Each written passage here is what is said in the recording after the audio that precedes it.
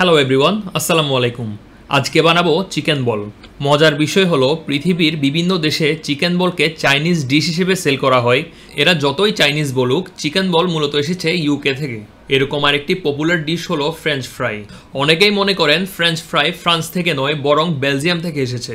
যাই হোক, চিকেন বল রেসিপির জন্য প্রথমে লাগবে চিকেন। 415 গ্রাম বোনলেস চিকেন নিয়েছি। সহজ কথায় 2 পিস বুকের মাংস। প্রথমেই ব্লেন্ডার জার নিব। জারের মধ্যে অ্যাড করব কেটে রাখা চিকেন। এবার নিব 3 স্লাইস পাউরুটি, ছিঁড়ে ছিঁড়ে অ্যাড করব যাতে ব্লেন্ড করতে সুবিধা হয়। আমার পরীক্ষার খাতা চেক করার সময়ও এক্সামিনারের হয়তো মনে হয়েছিল আমার খাতা এভাবে ছিঁড়ে ফেলার, বাট এই যাত্রায় বেঁচে গিয়েছি।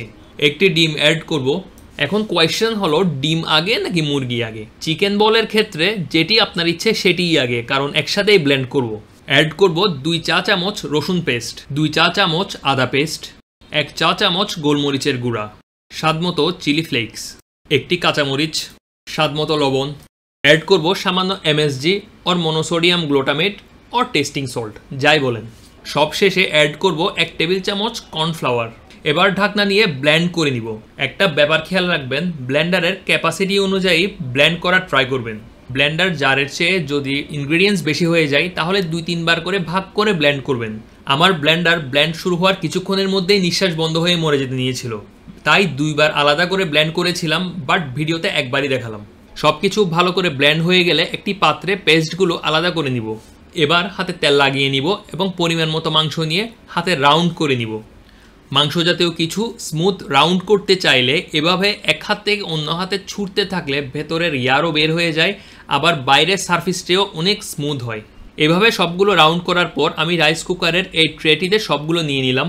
ট্রেটিতে অবশ্যই একটু করে তেল ব্রাশ করে নেবেন। একটি বিষয় জানিয়ে রাখা উচিত, অনেকে পানিতে সেদ্ধ করে, আবার অনেকে স্টিম করে। পানিতে সেদ্ধ করলে আমার মনে হয় বলের ফ্লেভার অনেকটি পানিতে বের হয়ে যায়, তাই আমি স্টিম করি।